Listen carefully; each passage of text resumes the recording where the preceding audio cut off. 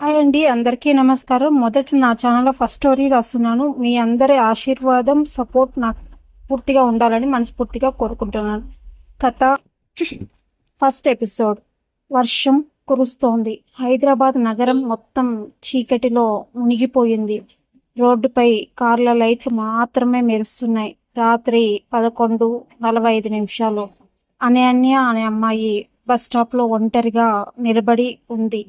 తడిసిపోయిన దుస్తులు, అలసిపోయిన మొగం.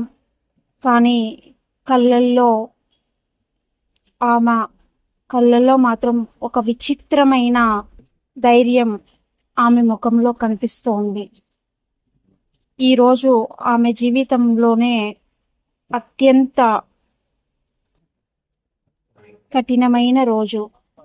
ఉదయం ఇంటి నుంచి బయలుదేరేటప్పుడు తండ్రి ఒక మాట అన్నాడు.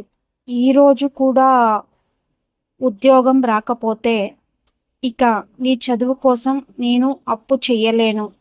ఆ మాట ఆమె గుండెల్లో బరువై కూర్చోంది. ఇంటర్వ్యూకి వెళ్ళింది. అర్హత ఉంది, కష్టపడింది. కానీ ఉద్యోగం మాత్రం మరొక్కరికి వెళ్ళింది. ఎక్స్పీరియన్స్ లేదు అని చెప్పి పంపేశారు. అనన్య చిరునవ్వు నవ్వింది. కానీ బయటకు వచ్చాక ఒక మూలన నిలబడి మౌనంగా తనలో తానే చాలా ఏడ్చింది. ఆ కన్నీళ్లను వర్షం కూడా దాచేసింది.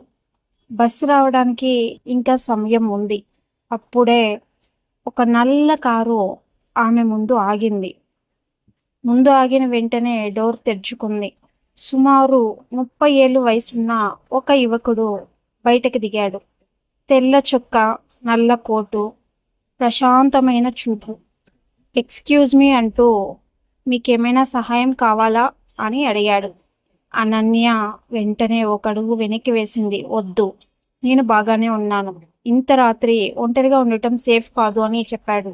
నాకు అలవాటే అని ఆమె చెప్పింది. ఆ సమాధానం విన్న అతను కొన్ని క్షణాలు మౌనంగా ఆమె వైపు చూశాడు. అప్పుడు ఒక బైక్ వేగంగా వచ్చి అనన్య బ్యాగ్ లాక్కొని పారిపోయింది. అయ్యో, అందులో ఆమె సర్టిఫికేట్లు, డబ్బు, ఫోన్ అన్నీ ఉన్నాయి. ఆ యువకుడు ఒక్క క్షణం కూడా ఆలస్యం చేయకుండా కారులో ఎక్కి బైక్ వెంట వెళ్ళాడు. కొన్ని నిమిషాల తర్వాత అతని బ్యాగ్తో తిరిగి వచ్చాడు. అనన్య ఆశ్చర్యంగా చూసి థ్యాంక్ యూ అని చెప్పింది. ఇది మొదటిసారి కాదు నువ్వు జీవితంలో ఇలా పోరాడటం అని అతను ప్రశాంతంగా అడిగాడు.